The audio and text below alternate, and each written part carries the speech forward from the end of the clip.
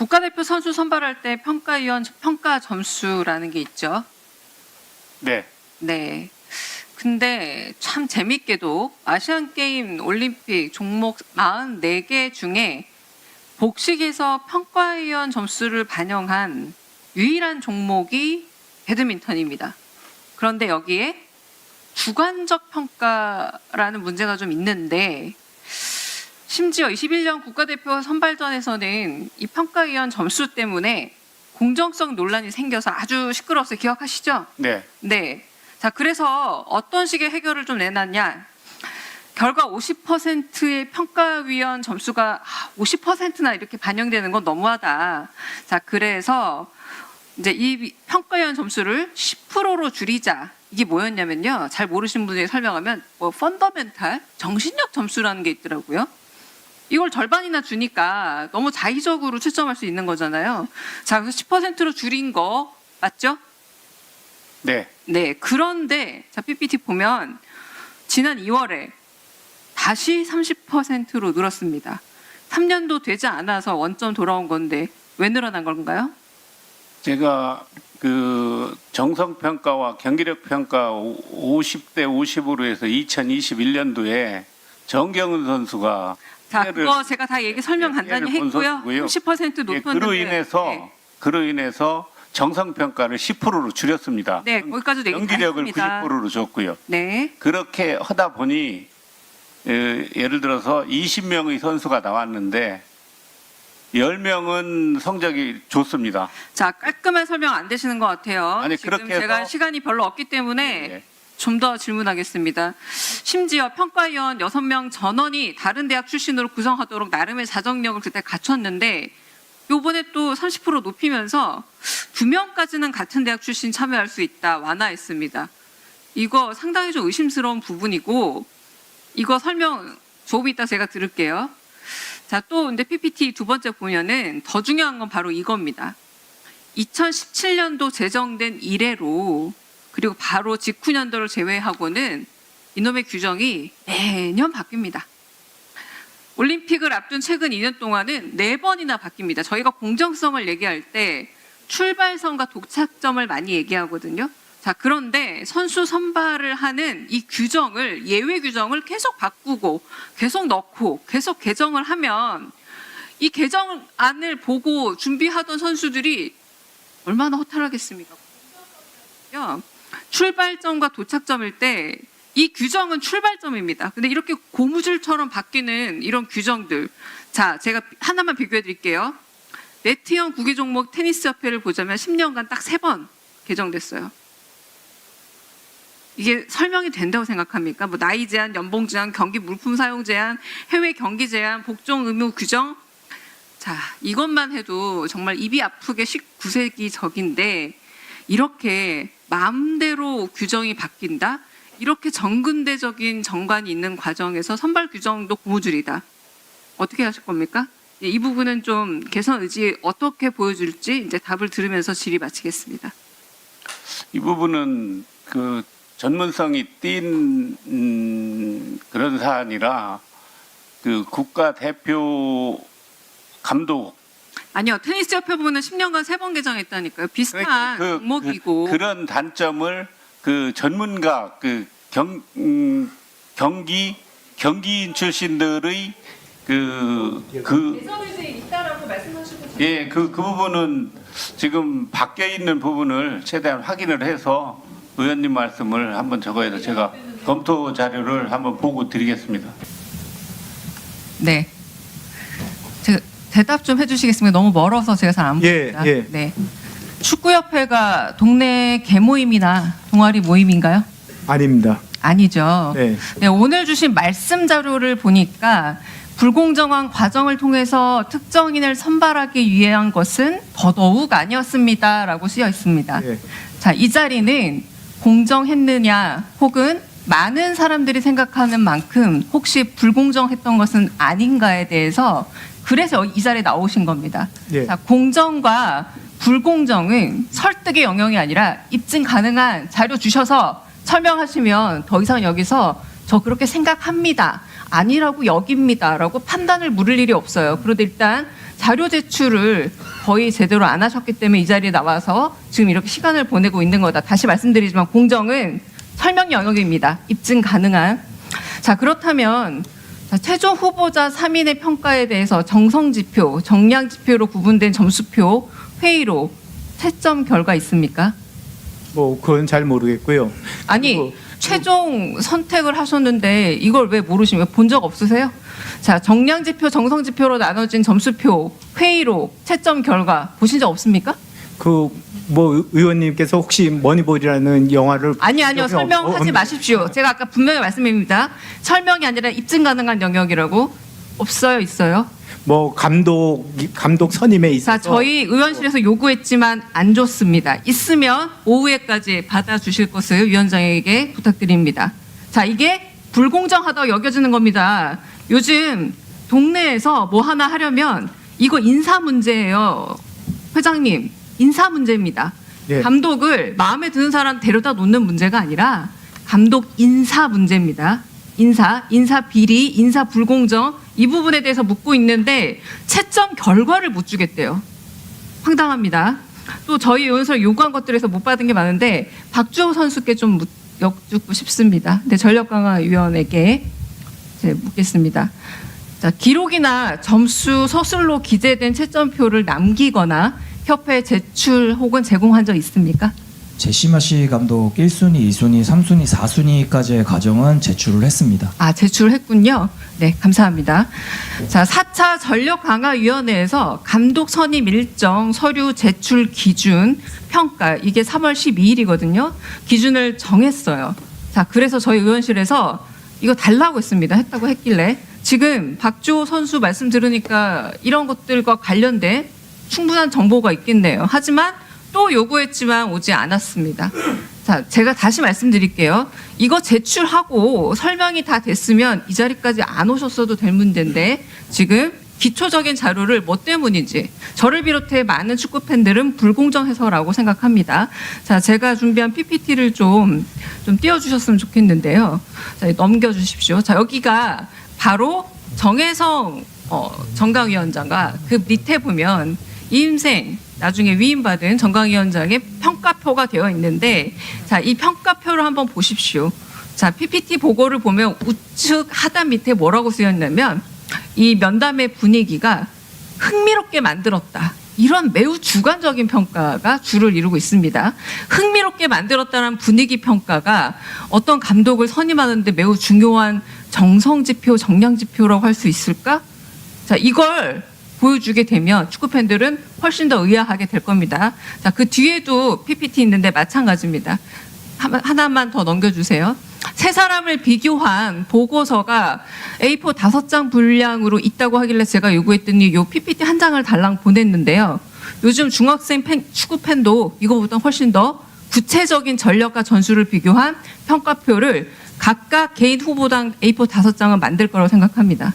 저는 심지어 사후적으로라도 저한테 만들어 제출할 줄 알았지 이렇게 성의 없는 평가 보고서에 A4 한 장, PPT 한 장짜리가 올 줄은 생각을 못했던 겁니다. 자, 그 부분에 있어서 얼마나 제가 아까 말씀드렸죠.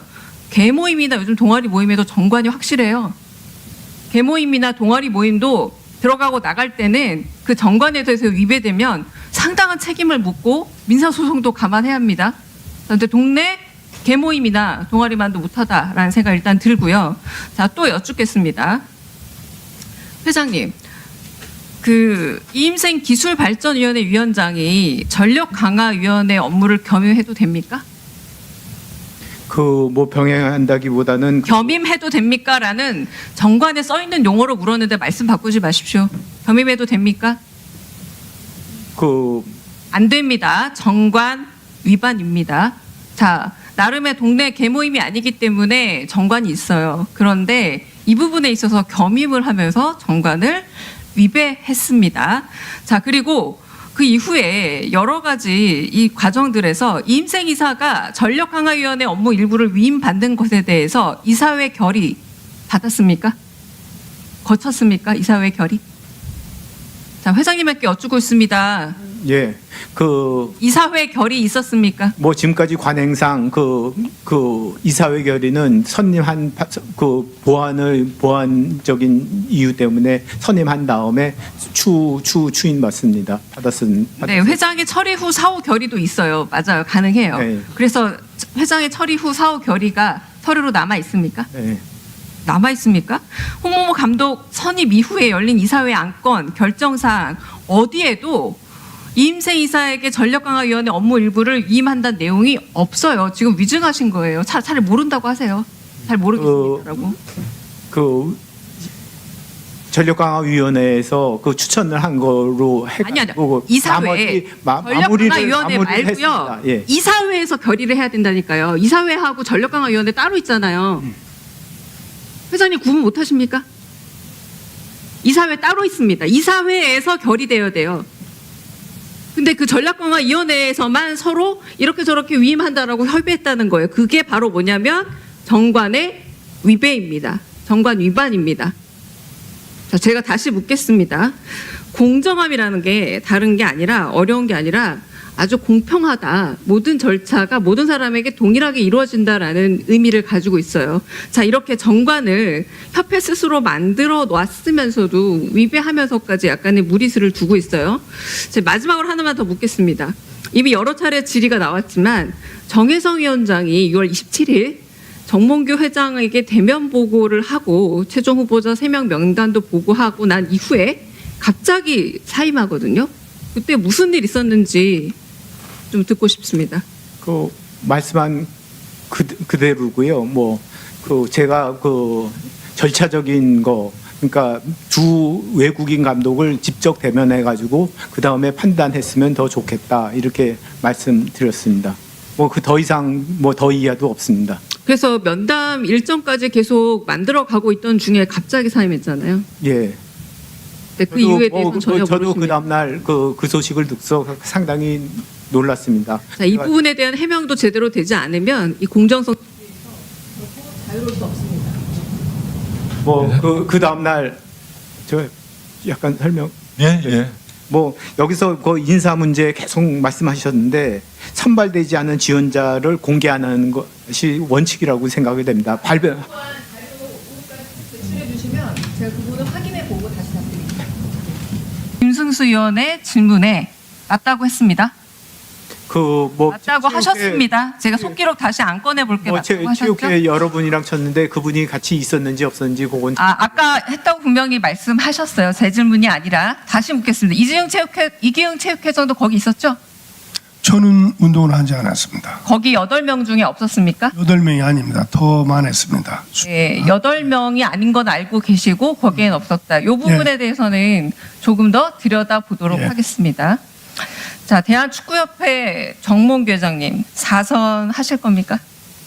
저 아까 뭐 거듭 똑같은 말씀을 드려서 죄송합니다. 뭐 심사숙고해서 정하도록 하겠습니다. 자, 심사숙고가 아니라 지금 여러 부문에서 좀 자격 미달, 함량 미달의 부분이 확인되고 있는데 왜 정몽규 회장이 4선을 꼭 해야 합니까? 그걸 고민을 해서 내가 마음을 먹으면 될 수 있는 구조가 좀 되어 있더라고요. 자, 제가 좀 말씀드리겠습니다. 회장 선거인단이 있습니다. 대의원, 각 단체 임원 1인과 추첨으로 결정된 선수, 감독, 심판으로 구성되어 있는데 이 표를 좀 보시면 선거권을 가진 사람들이 전부 다 회장님의 영향력 아래에 있는 거예요. 시도축구협회장에서 선거할 수 있는데 인준 동의를 해줘야 하고요.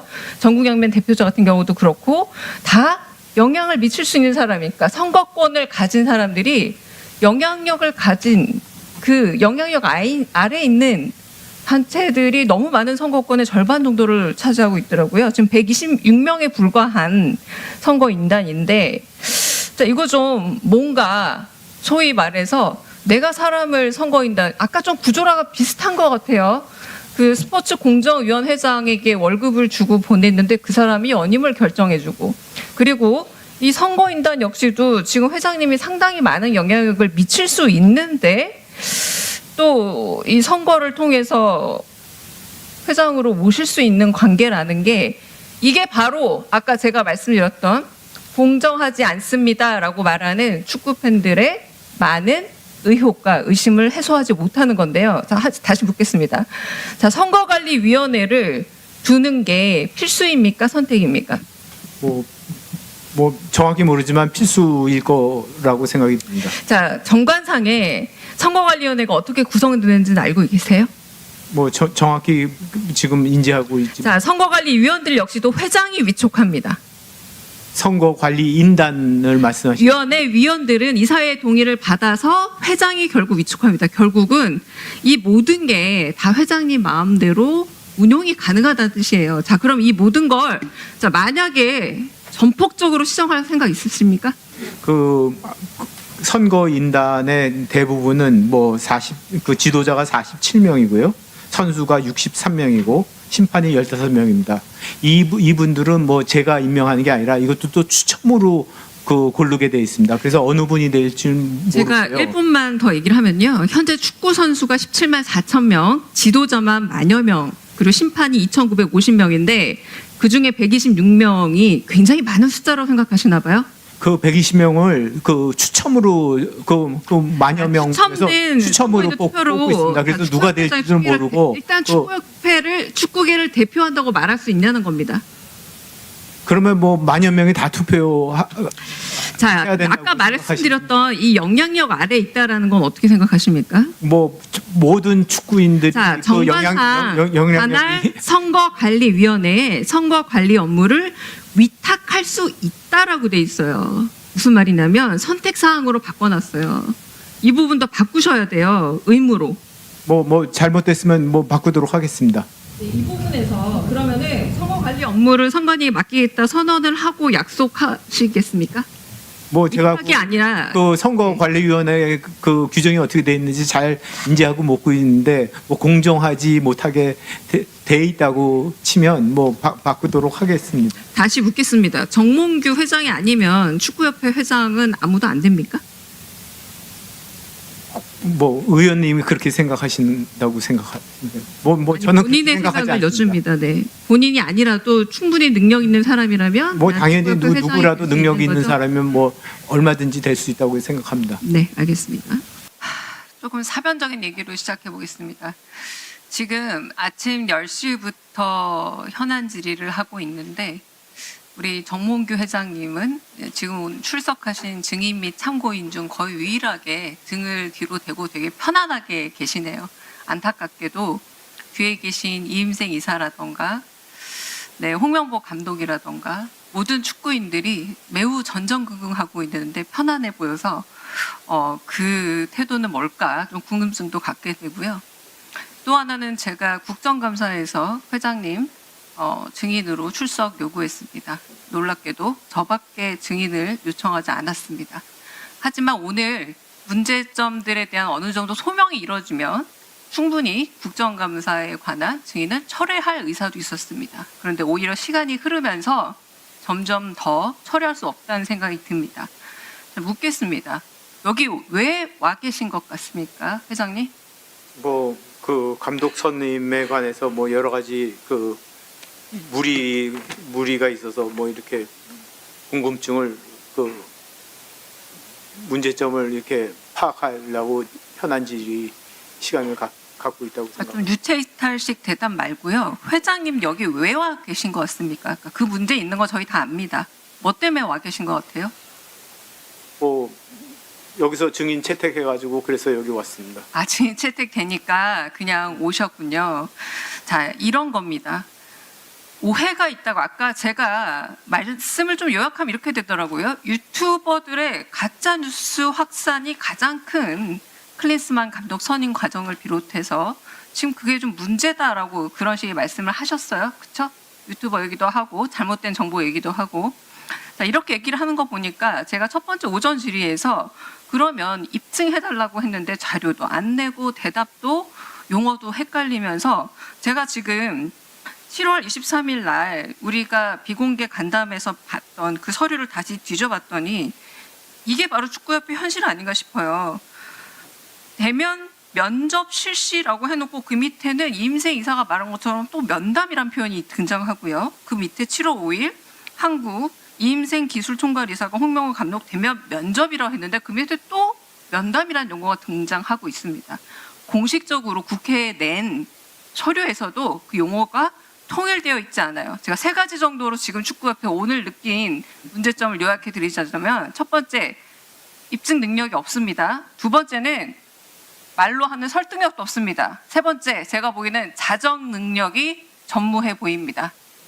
스스로 깨끗해질 수 있는 부분이 없어 보인다는 뜻입니다. 조금 전에 오차와 그 잘못을 또 수정하는 홍명보 감독을 보고 너무 답답했는데요. 클린스만 감독 선임 과정도 아까 회장님 뭐라 그러셨어요? 개인적인 인연부터 설명하기 시작했어요. 이게 입증 능력 있는 얘기라고 생각하십니까? 없습니다. 그리고 이임생 총괄이사가 이 문제 불거진 거 제가 가장 중요한 포인트 중 하나가 언제였냐면 7월 13일 날 이임생 기술총괄이사가 홍명보 감독 선임된 이유에 대해서 뭐라고 말씀하셨죠? 이임생 이사님? 언론에 대고? 이거 제 말이 아니잖아요. 뭐라고 하셨습니까? 그때 문제된 발언이지 않습니까? 이임생 이사님. 아는 사람이라 면접이 필요 없다. 너무 뛰어나 부탁을 해서 모셔왔다. 이라는 취지의 말을 해서 축구 팬들이 들끓기 시작해서 여기까지 온 겁니다. 자, 그런데 7월 23일 날 비공개 간담회에서 또 어떤 말을 했느냐. 김정배 부회장께서 홍명보 감독 면접할 필요가 있느냐라는 말을 또 하셨습니다. 이게 바로 우리가 말하는 불공정하다.